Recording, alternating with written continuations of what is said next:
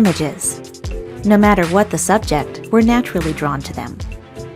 From beautiful high-definition photos to carefully crafted illustrations.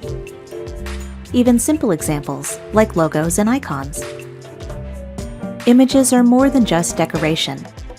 In design, they're the hook that draws the viewer in. Compelling visuals can help you connect with the audience and make a strong impression before they've even read a single word.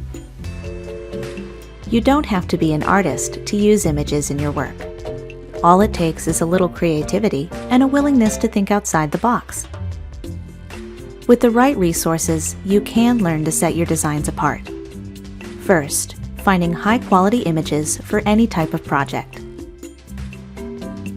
Maybe you're handy with a camera or have some graphic design experience. That's great. If not, don't panic. There are countless sources online that offer images for exactly this purpose. The truth is, most people, including professionals, rely on free or low-cost images called stock. Stock is perfect when you need something specific, for example, a photo of a tiny dog in a teacup, and you don't have the time or resources to make it yourself. Most stock image sites let you browse or search their offerings. Look for results that are relevant to your project, but also unique in some way. As viewers, people are naturally drawn to images that feel authentic. For example, distinct but believable photos, and graphics that tell a story.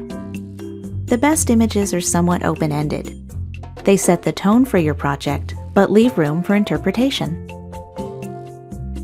Some stock images are just too generic to be effective. For instance, how many times have you seen a business presentation with something like this? For a more modern, professional design, avoid images that lack context or are too literal in meaning. Instead, look for imagery that's connected to your work, but in a more subtle, relatable way. Of course, it's not just about content.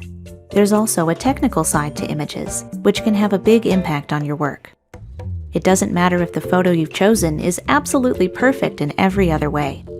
If it's blurry or pixelated, it could give the wrong impression. Look for high-quality images that are sharp, clear, and free of distortion. In general, bigger is better because it gives you more to work with. A large, high-resolution image can always be cropped or sized down, depending on the needs of the project. Unfortunately, it doesn't work the other way around. If you enlarge a smaller image, it immediately loses quality. That's because most images are in something called raster format. They're made up of thousands, sometimes even millions, of tiny little pixels. When you view a raster image at its original size or smaller, the pixels are invisible. They're just too small to see. But if you zoom in or enlarge it, the results aren't pretty. Vector graphics are quite different from raster. You can make them any size, big or small, without losing any quality. That's because they're made of something more complex than pixels. They're rendered using a special form of geometry.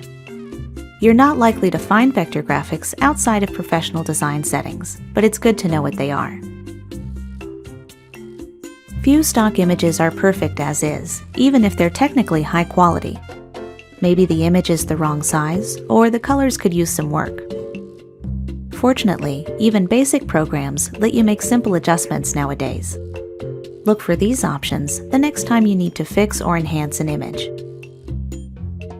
Cropping can be used to change the size, shape, or focus of an image, making it useful in many different situations. Try this feature if your graphic is the wrong dimensions, or if it includes something you'd rather cut out.